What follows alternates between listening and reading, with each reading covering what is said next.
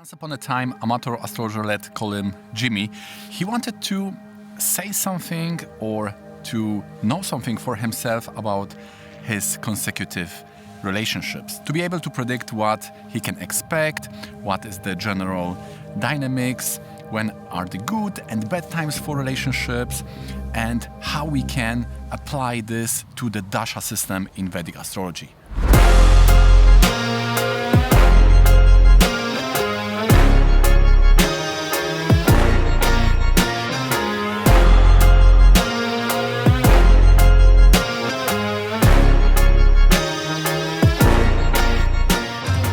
It was also me in the past. I wanted to know what's going on, but when I get to know that in Vedic astrology we have specific points for each relationship, it became now a bit complex how to really find that reference point and to be able to say anything about our next relationships. This may be also you. You can be an astrologer or some person who just put your birth details into the software and you have some basic knowledge about astrology and you want to look behind the veil of transcendence and look into what you can expect in a relationship. Is it a good time or bad time? Or if it's a bad time, when we can expect that the good time will come again. So basically we will be using Navamsha, so the question is how to predict the consecutive relationships using the Navamsha chart. In Vedic astrology, the Navamsha is a chart which is specifically dedicated to relationships. So we will find out soon that depending only on the Rasi chart, the 7th house and Venus, this is not enough to get a vital information about what will happen in that specific relationship of yours. And as said, for good or bad, this is because these consecutive relationships are spread out in the chart, so they are in various points and we will have to first find out where are they and then treat this point as reference and see just the dasha, how is the dasha planet placed from these points.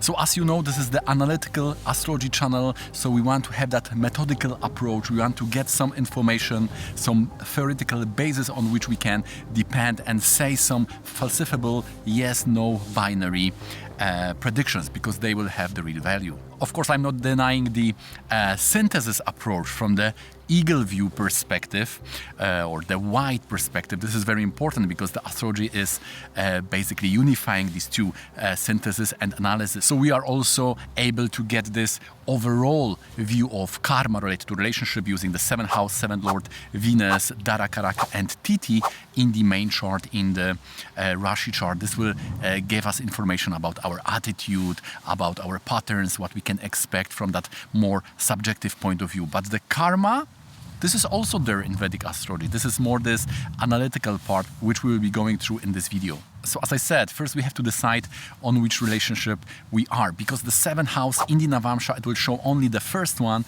and the next relationship will be 8th house from its placement. So the second relationship will be in the 2nd house, the third relationship will be in the 9th house. So the stakes are here very high, because if we do it wrong, then we are talking about, instead of the second, we are talking still about the first relationship, the health, the sustenance, the luck, the fortune, what's going on. It will be still for that first person, so this will be totally wrong as if we take the wrong birth details. If we want to dwell into this analytical detailed point, this is quite binary. If we make a mistake, we can also be getting totally wrong information. So our amateur Jimmy, he will just take the 7th house in Rashi or maybe 7th house in Navamsha if he is a little bit more advanced, and he will try to see what's going on based on the house and lord. Of course, we were also in that point of time. But now we know. First, we get to know the definition.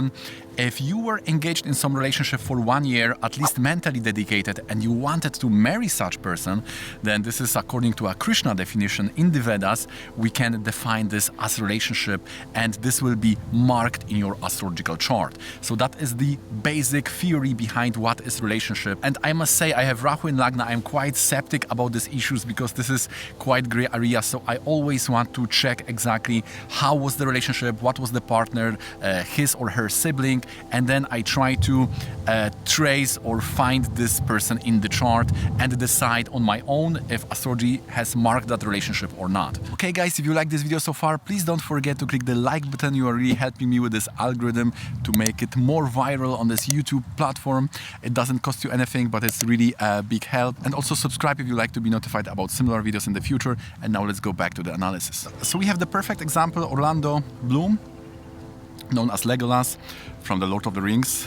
Probably most of you know this actor, and we have quite accurate birth details for him. So we will be analyzing his first marriage and also second very serious relationship with Kate Perry, with whom he has already a daughter. So this is very interesting case because we have this starting of relationship, we have end of relationship, then we have new relationship with Kate Perry, then we have a split, and then again a reunion and birth of daughters. So we can use all these dashas to really appreciate how this work nicely with the proper zodiac, with the sidereal zodiac in Vedic astrology. So he had some relationship before, but the first super serious one was with the supermodel Miranda Kerr, and it was in Jupiter Raku. So Raku is in the third house in the Navamsha. It will aspect the seventh house of first relationship, activating this house and also giving the relationship. So very accurate. We are not changing Navamsha Lagna here. We are just taking it as Virgo when we just put the birth details. Now, very interesting thing happened. He has the sun in Saturn. We will appreciate here the rule of dispositor. Venus, fifth lord of children, is in Saturnian sign Aquarius, so the Saturn Antardasha will give the first child. And also the Saturn is the sixth lord, so he was separated also in Saturn, sixth lord in the Navamsha, and the whole dasha of Saturn is quite not easy for maintenance of serious relationship because it's still the Mahadasha of sixth lord, so therefore we will see that with his next relationship with Kate Perry, he will also have these challenges and this relationship will have ups and downs.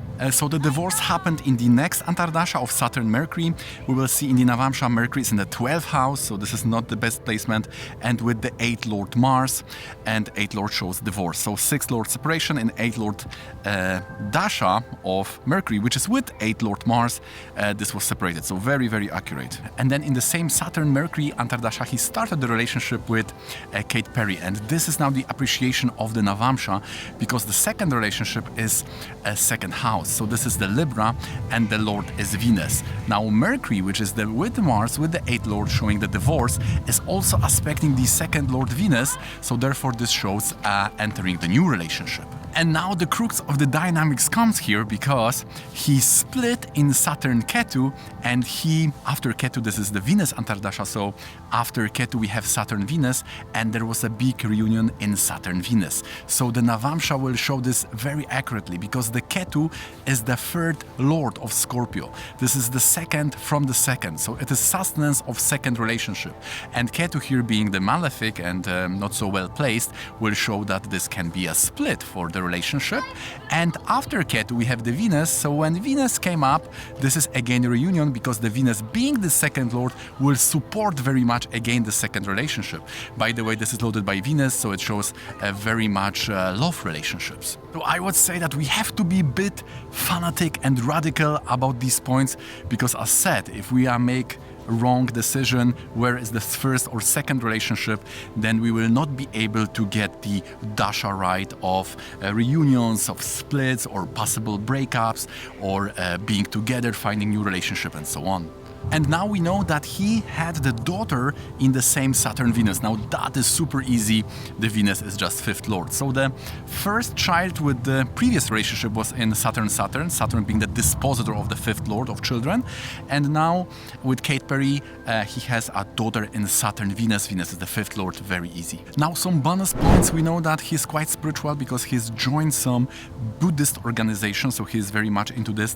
And we will see that in the fourth house of basic approach, this is the moksha house, we have this nice parampara yoga of Jupiter and Ketu. Also interesting things from childhood, he didn't know that his real father was his real father until 13 years of age, and we see that the ninth lord of father and the sun, the planet which is representing the father, is also in the 12th house in the Chaya. Right? The 2nd, 12th, 6th and 8th are called Chaya Bhavas, which are shadowy houses, so he is not having that information. So either this may show that the father is lost, or the emotional relationship with father is not there, or he doesn't have information where or who is the father. And the last interesting point for the success, he has the Sun and Venus, this very strong Viparita Raja Yoga, because Viparit means when Dushtana lords are together, like 6 and 8 in this example, 6th lord and 8th house. This is like doing evil to the evil. So this is normally showing that someone is at the throne and you are getting their position. Sometimes it is associated with bad karma. So if you have this yoga, you need to be important to not cross the borders of ethics. We also find this yoga in the chart of Rush Limbaugh, who was very much a conservative politician, and the completely opposite periphery of politics, Emmanuel Macron, in the French. So they also share the same 6th and 8th Viparita Raja Yoga. Okay, so that's gonna be it for me today. I hope it make it more easy for you to find consecutive relationships. We need to open the Navamsha, see the 7th house for the first serious relationship, and then count 8 for the next relationship. So 2nd house will be the 2nd relationship, 9th house will be the 3rd relationship, 4th house will be the 4th relationship, and so on. And you need to treat that house as the reference point, and everything which will be touching this point will be like reunion or strengthening the relationship, and whatever will be badly placed from that point, especially in the 2nd house or even in 8, promoting the new relationship, then this can really make the breakup, or there will be some big challenges depending how big is the affliction. Okay guys, so if you'd like to have your chart analyzed, the Rashi, Navamsha and the Shamsa, with the health and the relationships and career life, finding the main strengths of your chart, finding the main affliction, also providing the mantra to correct this, then hit me up in the email below and we can schedule the consultation for you. Thanks for watching till the end and being here with me on this channel, and see you in the next one.